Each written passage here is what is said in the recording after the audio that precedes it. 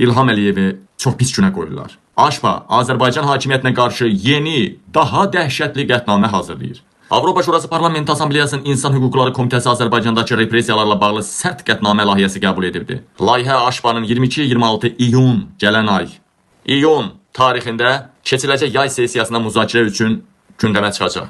Sənəddə vurğulanır ki, Azərbaycanda siyasi pluralizm, ifadə azadlığı, məhkəmə müstəqilliyi və vətəndaş cəmiyyəti sahəsində ciddi geriləmələr var və bu Avropa Şurası qarşısında götürülmüş öhdəliklərin pozulmasıdır.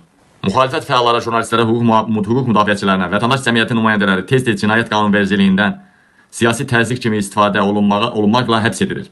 Bu xəbərlər son vaxtı qaçaqmalçılıq, vergi pozuntusu, qanunsuz sahibkarlıq, narkotik saxlama, xuliqanlıq, dövlət əleyhinə fəaliyyət kimi ithamlarla həyata keçirilir. Transmilli cinayətlər də öz yerində. Sənəddə müxtəlif kateqoriyalar üzrə siyasi məhbusların, o cümlədən Əli Kərimli Qubad İbadoğlu'nun ev dustaqlığı, Akif Qurbanov, Ələsgər Məmmədlinin, Ruslan İzzətlinin, Rüfət Səfərov, Bəxtiyar Hacıyev kimi jurnalistlərin adları sadalanır. Sənəd Azərbaycan hakimiyyətinin siyasi repressiyalara və həbslərə son qoymağa, müstəqil medianın fəaliyyətinə imkan yaratmağa, hüquq müdafiəçilərinə qarşı təzyiqləri dayandırmağa çağırır. Dəyərli həmvətənlərim, gələn ay Avropadan İlham Əliyevə sürpriz var.